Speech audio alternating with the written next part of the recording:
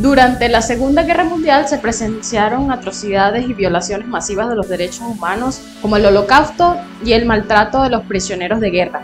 Los prisioneros de guerra son personas en su mayoría militares que son capturados por una fuerza enemiga durante un conflicto armado. Estas experiencias llevaron a la comunidad internacional a reconocer la necesidad urgente de establecer normas éticas y legales para regular la conducta durante una guerra. La idea de crear acuerdos internacionales para proteger a las personas afectadas por conflictos armados no fue impulsada por una persona, sino que fue el resultado de un esfuerzo de la comunidad internacional. Después de la Segunda Guerra Mundial, se celebró una conferencia en Ginebra en 1949, donde representantes de diversos países acordaron formalizar y expandir las normas existentes. El resultado fue la firma de los Acuerdos de Ginebra, que establecieron estándares fundamentales para la protección de civiles, prisioneros de guerra y personal médico en tiempos del conflicto.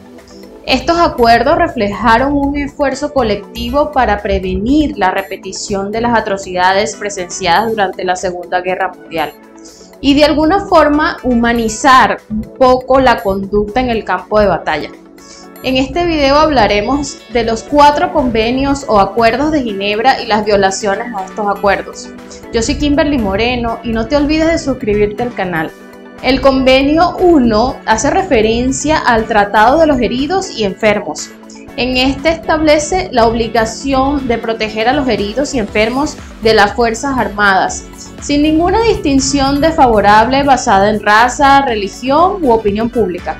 En estos acuerdos establecen que los heridos y enfermos deben recibir tratamiento imparcial, sin ninguna distinción perjudicial. Esta convención protege al personal médico y las unidades sanitarias y con este convenio intentan de alguna manera garantizar la inmunidad cuando se realizan tareas médicas humanitarias. Además, en este acuerdo se reconoce el derecho a los heridos y enfermos a recibir asistencia religiosa de su elección y enfatizan la importancia de distinguir claramente el personal médico y las unidades sanitarias del personal militar enemigo para garantizar su protección. Bueno, esto es lo que dice la teoría. Durante la guerra de Vietnam, en el convenio 1 se aplicó para garantizar el trato adecuado a los heridos y enfermos y se hizo hincapié en la necesidad de respetar la neutralidad y la integridad del personal médico. En situaciones posteriores, como en el conflicto en los Balcanes y en Ruanda, el convenio 1 se aplicó para proteger a los heridos y enfermos y garantizar la asistencia humanitaria. Ahora, por supuesto, han existido violaciones a este convenio. En muchos conflictos e incluso actualmente en la guerra entre Israel y Hamas, el personal médico y las instalaciones sanitarias han sido atacadas deliberadamente, violando las normas humanitarias establecidas en el Convenio 1 de Ginebra. Ahora, en el Convenio 2, hablan de el alivio a los heridos, enfermos y náufragos de la Fuerza Armada en el mar. Este convenio establece las normas para garantizar la protección y el tratamiento adecuado de los heridos, enfermos y náufragos de las Fuerzas Armadas en el mar independientemente de su nacionalidad. En este convenio se habla de reconocer y proteger el personal médico que asiste a los heridos enfermos, así como a los náufragos, garantizando el derecho a la neutralidad, es decir, el personal médico y las embarcaciones dedicadas al transporte de heridos, enfermos y náufragos deben ser respetadas y no deben ser atacadas. También en este punto se habla de la repatriación de los heridos y enfermos, disposiciones para la repatriación de los heridos y enfermos tan pronto como sea posible y establecer la obligación de tratar a los heridos y enfermos de manera imparcial, sin ninguna distinción desfavorable basada en la raza, religión u opinión pública. En conflictos recientes como la Guerra del Golfo se aplicaron las disposiciones del Convenio 2 para proteger a los heridos y enfermos en el mar. Sin embargo, a lo largo de la historia han habido casos en los que las normas del Convenio 2 fueron violadas, como el ataque a las embarcaciones y el maltrato a los náufragos. Ahora, en el Convenio 3 se titula Convenio relativo al trato debido a los prisioneros de guerra. En este convenio se establecen las normas para el trato digno de los prisioneros de guerra. Se prohíbe cualquier forma de trato cruel, tortura o castigo degradante.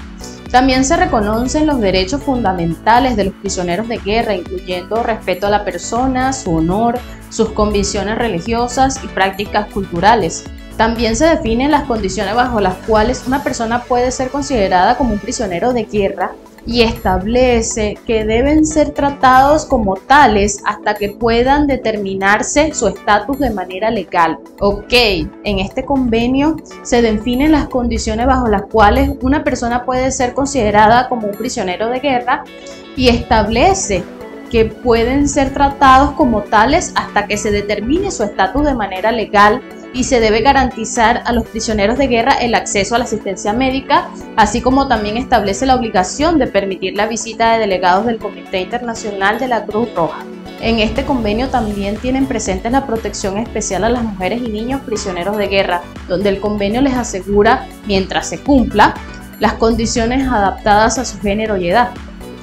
Después de la Segunda Guerra Mundial, los principios del Convenio 3 de Ginebra fueron fundamentales en los juicios de Nuremberg, donde se establecieron los estándares para el trato de los prisioneros de guerra. En conflictos más recientes, como en el conflicto de Afganistán, las disposiciones del Convenio 3 fueron involucradas para garantizar el trato adecuado a los prisioneros de guerra también. Ahora, hablando del Convenio 4, del Convenio de Ginebra, que lleva por título Convenio para la protección de personas civiles en tiempos de guerra, este establece las normas para la protección de personas civiles que no participan directamente en las autoridades del conflicto, así como para aquellas personas que han dejado de participar, como los heridos, enfermos y náufragos. Aquí se prohíben ataques dirigidos indiscriminadamente contra la población civil y estipulan que las partes en el conflicto deben tomar precauciones para evitar daños a los civiles y facilitar la entrega segura de asistencia humanitaria a la población civil afectada por el conflicto, así como también la protección de bienes culturales y religiosos. Sí, ya sé que están pensando que esto nunca se cumple, pero después del conflicto como la Guerra de Bosnia en la década de 1990, las disposiciones del Convenio 4 fueron involucradas para abordar las violaciones contra la población civil y para garantizar la asistencia humanitaria. Gracias a estos acuerdos hubo una gran presión internacional para que esto no ocurriera. En situaciones más recientes como el conflicto en Siria o entre Israel y Hamas, se ha llamado a la aplicación del Convenio 4 para proteger a la población civil y garantizar el acceso humanitario. Pero lamentablemente ya sabemos que han habido numerosas violaciones en el Convenio 4 en estos conflictos y a lo largo de la historia, como ataques indiscriminados contra civiles y la destrucción de bienes culturales. Estas violaciones sin duda alguna son consideradas graves infracciones al derecho internacional humanitario. Ahora, hablando de cómo se implementan y supervisan los acuerdos de Ginebra en la actualidad, la implementación y la supervisión de estos acuerdos son responsabilidades de los estados que se encuentran involucrados en un conflicto y de las organizaciones internacionales, ya que sabemos que se pueden hacer de la vista gorda si uno de sus amigos viola los acuerdos. Así que lamentablemente, por más que los estados incorporen las disposiciones de los acuerdos de Ginebra en sus leyes nacionales, siempre los intereses serán más importantes que las vidas de las personas, como lo estamos viviendo actualmente. Hasta la próxima, amigos. Hasta aquí el video de hoy. No se olviden de suscribirse al canal. Un beso de paz a todos.